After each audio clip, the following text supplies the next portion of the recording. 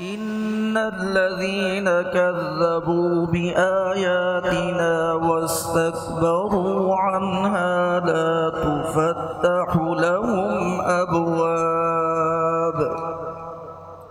أعوذ بالله من الشيطان الرجيم. إن الذين كذبوا بآياتنا واستكبروا عنها لا تفتح لهم أبواب السماء ولا يدخلون الجنة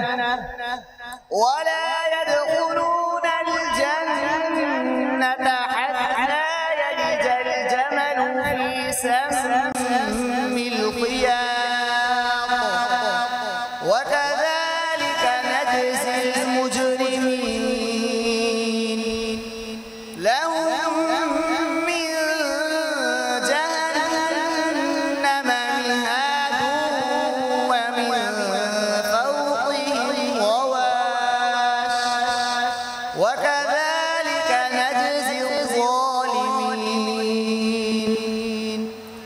والذين آمنوا وعملوا الصالحات لا نكلف نفسا إلا وسعها أولئك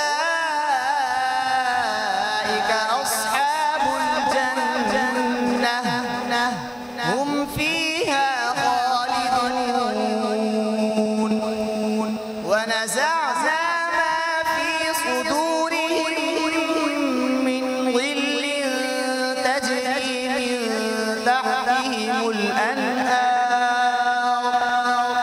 وقالوا الحمد لله الذي هدانا لهذا وما كنا لنهتدي لولا أن هدانا الله.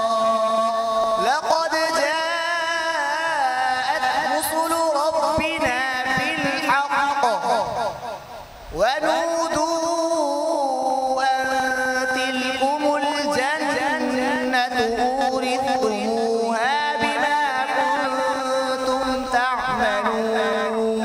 صدق